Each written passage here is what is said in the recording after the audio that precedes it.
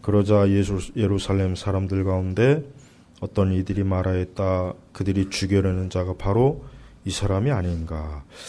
예수님께서는 사역의 초기에부터 굉장히 그 많은 관심을 참 가지게 되었어요. 그 이유는 뭐냐면 첫째, 이적과 기적.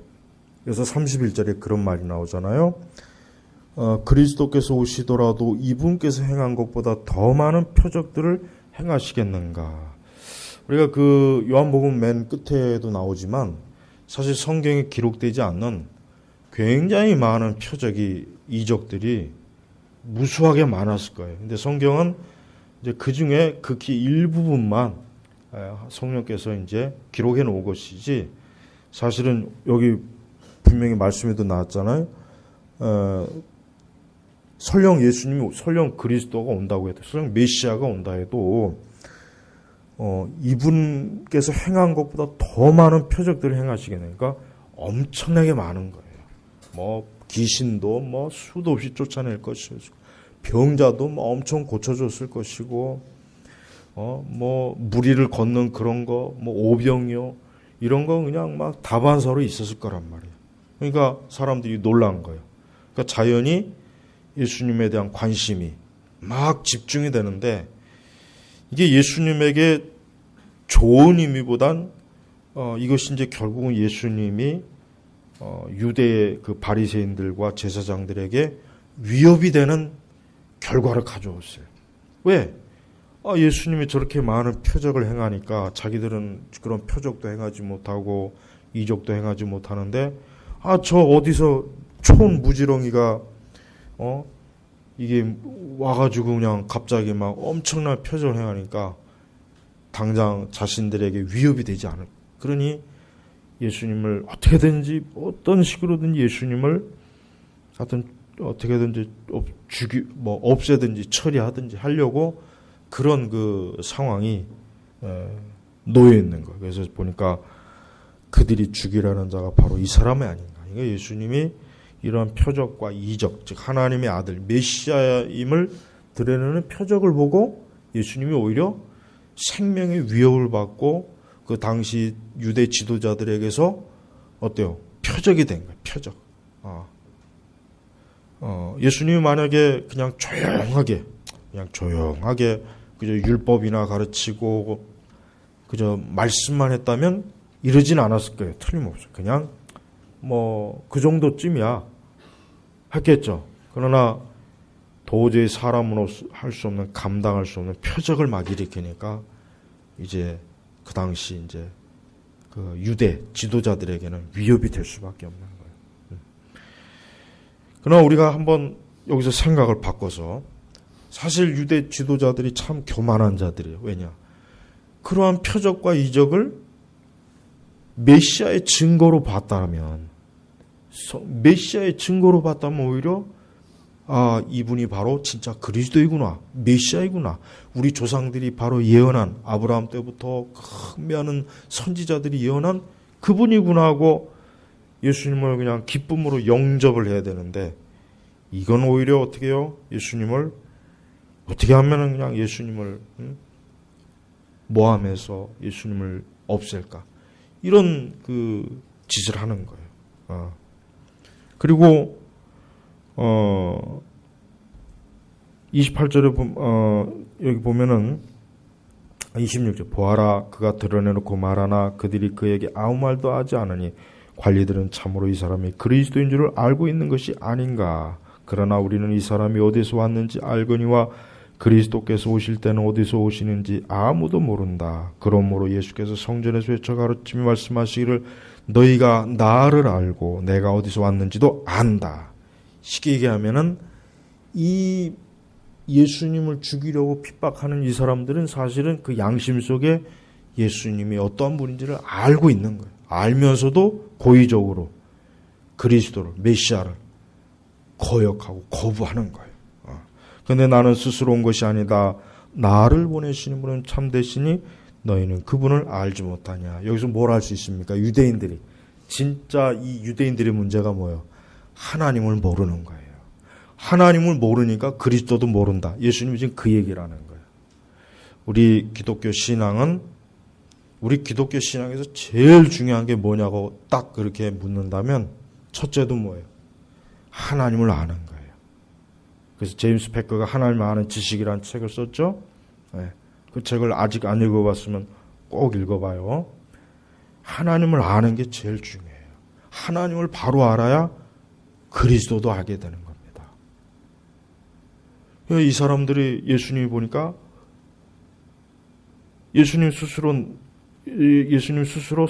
게 아니라 하나님 아버지께서 보내셨다 그랬고, 그러면서 나를 보내시는 분은 참되시니, 그렇죠. 하나님 참되시죠. 근데 뭡니까? 너희는 그분을 알지 못하나. 결국 이게 문제예요. 그래서 신앙은, 결국 기독교 신앙은 하나님을 아는 거예요. 하나님을. 우리 스스로 나는 하나님을 얼마나 알고 있을까? 여기서 안다는 거는 절대 지식적으로만 아는 것이 아니라 그분의 그 영광스러운 영적인 것을 내 자신이 영적으로 아는 거, 이걸 얘기하는 겁니다. 그러니까 지식적으로 알 수는 있지만 사실 뭐예요? 영적으로는 하나님을 여전히 모를 수도 있죠. 그렇죠. 그러니까 유대인들은 과연 그럼 유대인들은 어떤 경우일까? 내가 볼 때는 유대인들은 둘 다 모르는 것 같아요. 지식적으로도 모르고 저들이 영적으로도 하나님을 모르는 거예요. 이게 큰 문제예요. 그러니까 항상 교회는 신자들이 하나님을 바르게 아는 거, 이게 제일 중요한 거예요. 이것보다 더 중요한 게 없어요. 종말론이 더 중요한 게 아니에요. 기독론이 더 앞서지 않아요. 그래서 항상 조직신학도 제일 먼저 뭐가 나옵니까? 신론이 나오잖아요. 하나님부터 먼저 바르게 알아야 된다. 그러니까 순서가 있는 거예요. 근데 지금의 교회들은 하나님에 대해서 가장 모르죠. 20세기 교회는 하나님에 대해서 몰라요. 20세기 교회는 그 전 세대보다 하나님에 대해서 가장 몰라요. 지금은 21세기는 더 몰라요. 더. 그러니 그리스도에 대해서 알겠습니까? 모르는 거예요. 그래서 여러분들이 항상 하나님을 온전히 알려고 해야 돼요. 하나님을 온전히 알려고 돼. 그래서 스테반 차르녹의 그 하나님을 아는 지식, 엄청난 베개 2개, 이만한 베개 2개 있잖아요. 엄청난 거. 그 책이 진짜 내가 볼 땐 최고의 책이에요, 사실은.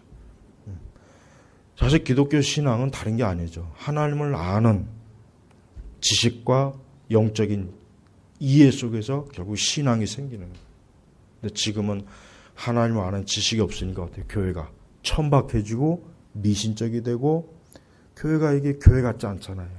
교회가 얼마나 이게 지금 원래 있던 자리, 원래 있던 교회 상태에서 급격하게 이게 추락이 됐잖아요.